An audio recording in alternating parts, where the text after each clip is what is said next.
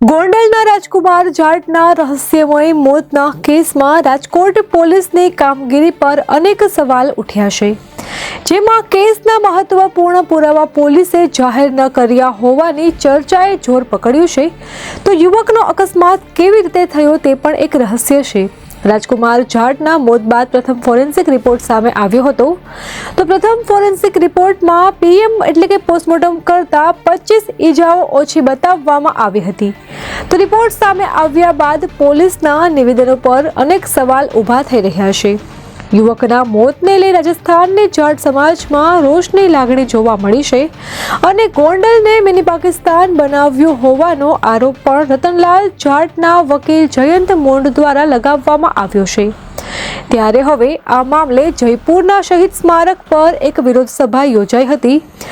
આ સભામાં સીબીઆઈ તપાસની માંગણીના પડઘા ગુંજ્યા હતા. રાજ્ય સરકાર દ્વારા ગૃહમંત્રી અમિત શાહને એક મેમોરેન્ડ આપવામાં આવશે. અહીં સોશિયલ મીડિયા પર જસ્ટિસ ફોર રાજકુમાર ટ્રેન્ડ કરીને વડાપ્રધાન અને ગૃહમંત્રીનું ધ્યાન પણ દોરવામાં આવશે.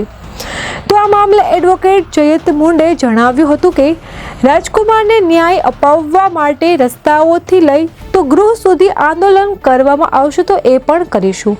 અત્યાર સુધીમાં 25 ધારાસભ્ય અને 4 લોકસભા સાંસદે વડાપ્રધાન અને ગૃહમંત્રીને પત્ર લખીને આ મામલે માંગણી કરી છે. કેન્દ્રીય મંત્રી ભગીરથ ચૌધરીએ પણ માંગણી ઉઠાવી છે. તો બીજી તરફ રાજસ્થાન વિધાનસભામાં કિશનગઢના ધારાસભ્ય વિકાસ ચૌધરીએ પણ સીબીઆઈ તપાસની માંગ કરી હતી. તો હનુમાન બેનીવાલ અને ઉમેદરામ બેનીવાલે પણ લોકસભામાં આ મુદ્દો ખૂબ જ જોરશોરમાં ઉઠાવ્યો હતો. કેબિનેટ મંત્રી કનૈયાલાલે પણ આ મામલે વડાપ્રધાનને પત્ર લખ્યો છે. તો બીજી તરફ આ ઘટનામાં મૃતકના પરિવારજનોએ સીબીઆઈ તપાસ અને પોલીસની કામગીરી મુદ્દે તપાસ કરવા હાઈકોર્ટમાં અરજી કરી છે.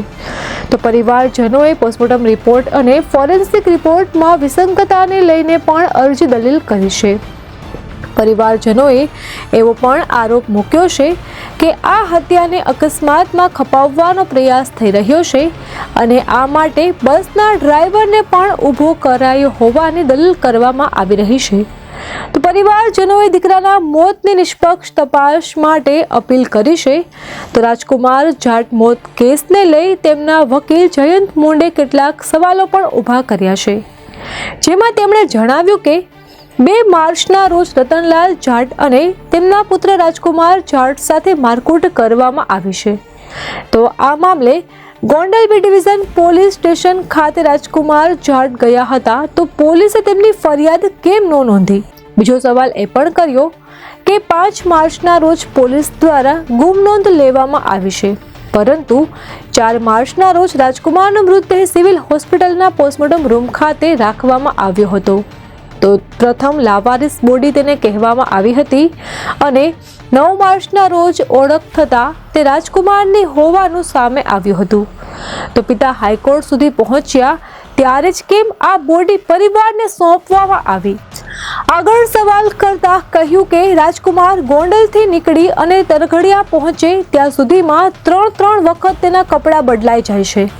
એક જગ્યાએ કપડાં વગરના સીસીટીવી સામે આવ્યા છે અને પોસ્ટમોર્ટમ રિપોર્ટ અને બોડીનું ઇન્ક્વેસ્ટ પંચનામું તેમજ સ્થળ પરના વિડીયો ફોટા કેમ આપવામાં આવતા નથી? અને હા, મેઇન વાત તો એ કે બસથી અકસ્માત થયો છે, તો ગુદામાં 7 સેન્ટીમીટરનો ચીરો કેવી રીતે પડ્યો? શરીર પર આટલી બધી ઈજાના નિશાન કેવી રીતે થયા? અને હા, બીજો અગત્યનો સવાલ એ પણ છે કે 4 માર્ચના રોજ મૃતદેહ સિવિલ હોસ્પિટલ રાજકોટમાં પહોંચી ગયો હતો, તો પછી રાજકોટ શહેર, જિલ્લા અને ગુજરાતના મિસિંગ પોર્ટલમાં તે માહિતી કેમ આપવામાં ન આવી? અમારી તમામ માહિતીથી અપડેટેડ રહેવા માટે જોડાયેલા રહો ત્રિશુલ ન્યૂઝ સાથે.